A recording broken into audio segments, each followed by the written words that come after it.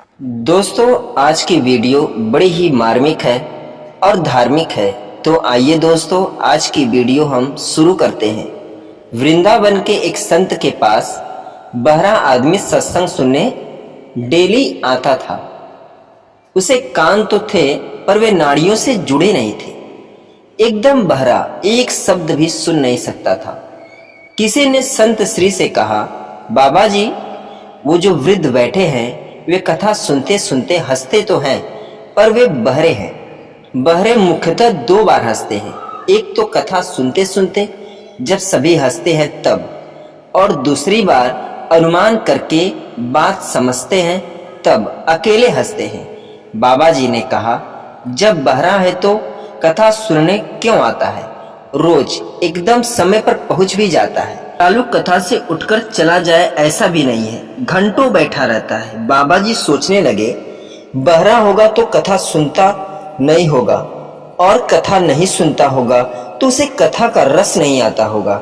रस नहीं आता होगा तो यहाँ बैठना भी नहीं चाहिए, उठकर चले जाना चाहिए। यह जाता भी नहीं। बाबा जी ने उस वृद्ध को बुलाया और उसके कान के पास ऊंची आवाज में कहा, कथा सुनाई पड़ती है? उसने कहा, क्या बोले महाराज? बाबा जी ने आवाज और ऊंची करके पूछा, मैं जो कहता हूं क्या वह सुनाई तुम्हें पड़ता है?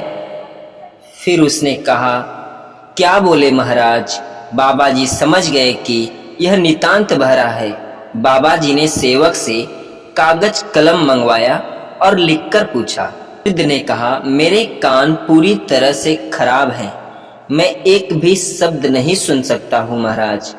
कागज कलम से ही महाराज और उस बहरे व्यक्ति में प्रश्नोत्तर शुरू हो गया।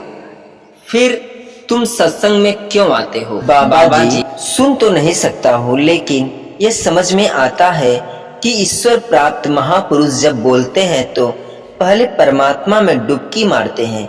सांसारिक आदमी बोलता है तो उसकी वाणी मन व वृद्धि को छू कर आती है, लेकिन ब्रह्मज्ञानी संत जब बोलते हैं तो उनकी वाणी आत्मा को छू कर आती है। मैं आपकी अमृत वाणी तो नहीं सुन पाता हूँ, पर उसके आंदोलन मेरे शरीर को स्पर्श करते हैं। दूसरी बात, आपकी अमृत वाणी सुनने के लिए जो पुण्य आत्मा लोग आते हैं उनके बीच बैठने का पुण्य भी मुझे प्राप्त होता है। बाबा जी ने देखा कि ये तो ऊंची समझ के धनी हैं। उन्होंने कहा, आप दो बार हंसना आपको अधिकार है, किंतु मैं यह जानना चाहता हूं कि आप रोज सत्संग में समय पर पहुंच जाते हैं और आगे बैठते हैं, ऐसा क्यों? मैं परिवार में सबसे बड़ा हूं, बड़े जैसा करते हैं वैसा ही छोटे भी करते हैं। मैं सत्संग में आने लगा तो मेरा बड़ा लड़का भी इधर आने लगा। शुरुआत में कभी कभी मैं बहाना बना के उसे ले आता था।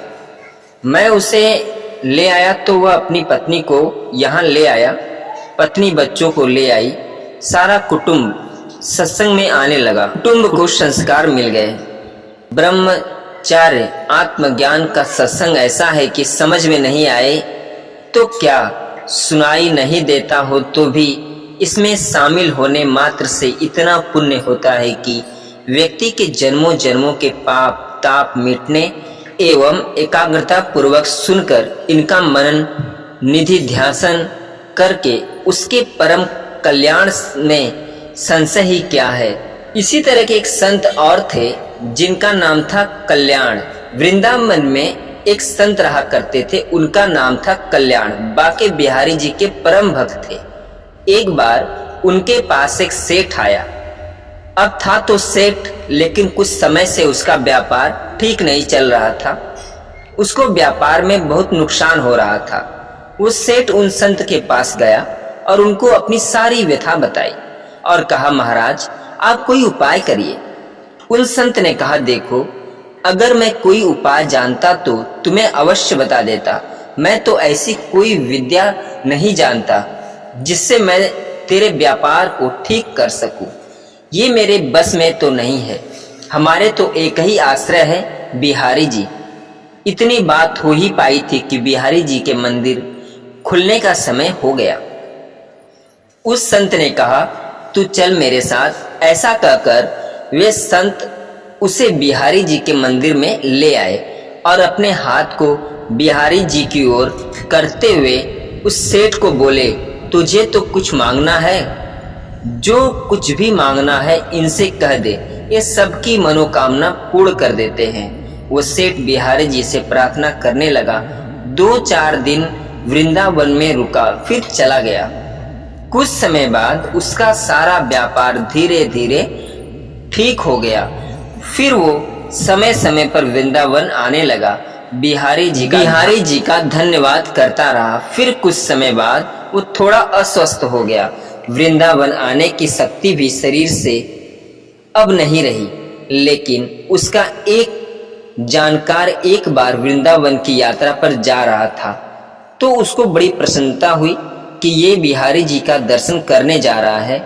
तो उसने उसे 750 रुपए दिए और कहा कि ये धन तू बिहारी जी की सेवा में लगा देना और उनको पोशाक धारण करवा देना।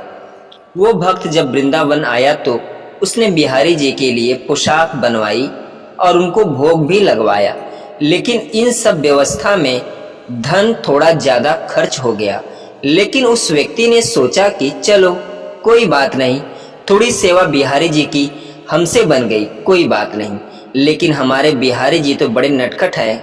अब इधर मंदिर बंद हुआ तो हमारे बिहारी जी रात को उस सेठ के स्वप्न में आ गए।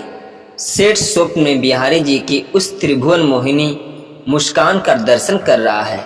उस सेठ को स्वप्न में ही बिहारी जी ने कहा, तुमने जो मेरे लिए सेवा भेजी थी वो मैंने स्वीकार कर ली, लेकिन उस सेवा में 249 रुपये ज्यादा लगे हैं।